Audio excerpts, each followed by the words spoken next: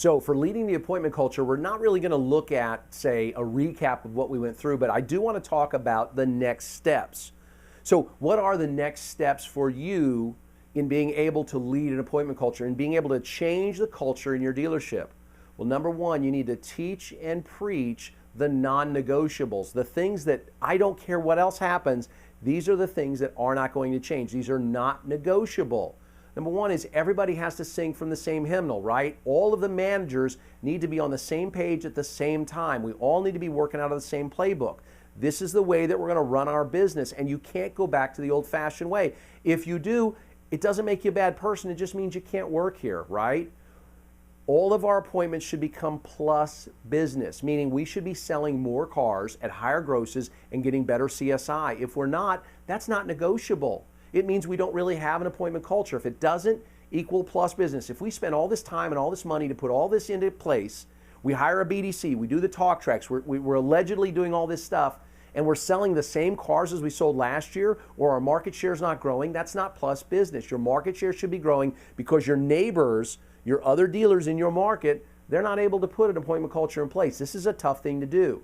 We need to have sustainable pay plans. What does that mean? Well, it means that if you're going to put a BDC in place, you've got to pay for that somehow. If you're going to put a business development center, a call center in, to say call orphan owners and get them in on trade appointments, or to call your internet leads that come in. If you're putting a BDC in place that does that, but they don't sell the vehicles, you can't pay a full commission to the floor. You simply can't, because it's not sustainable.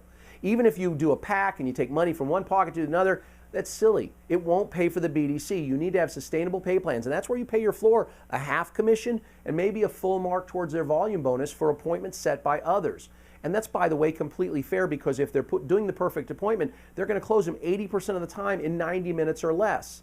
Now, you need to have enforceable processes and rules. What do I mean by that? I mean, don't put any rule in place that you're not willing to enforce. So a rule that I really, really like is that if you have past due activities from yesterday and you worked yesterday, that you can't take any ups today. I love that rule, and I don't care if it's my top sales guy. I don't care if he's a 30 car a month guy.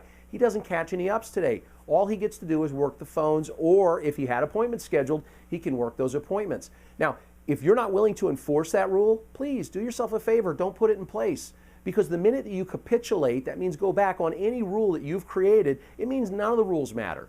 So it's a non-negotiable to have enforceable rules and enforceable processes, things that you're going to enforce. How about another non-negotiable? 100% data collection of all your ups, all of your prospects, all of your B-backs. How about if we got 100% data collection? We talked about that. What if we did that 3 years ago? How easy would our business be today if we had all of that, if we had all the information on everybody who bought elsewhere?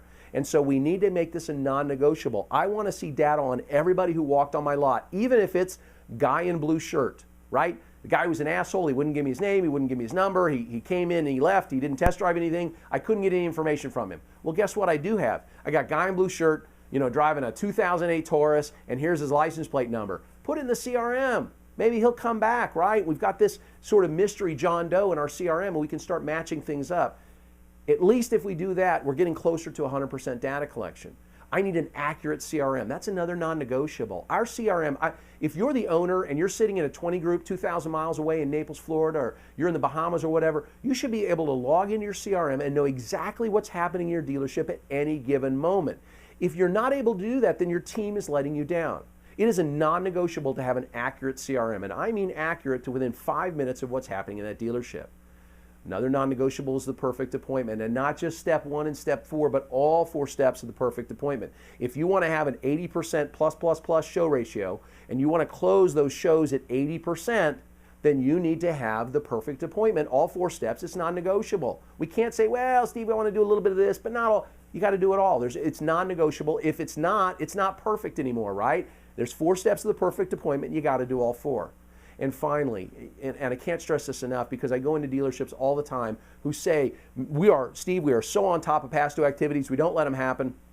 I open up the CRM and they have 40, 50 past due activities from yesterday, 500, 1,000 past due activities from the past month. You cannot allow past due activities. Past due activities are the enemy of process. Now, that doesn't mean fire everybody.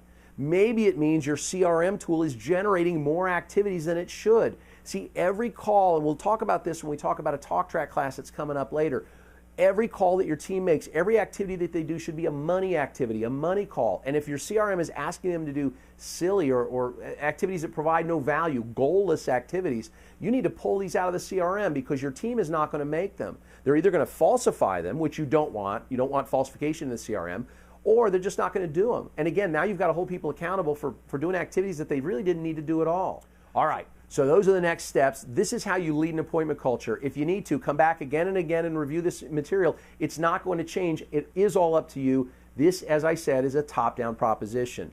Good selling.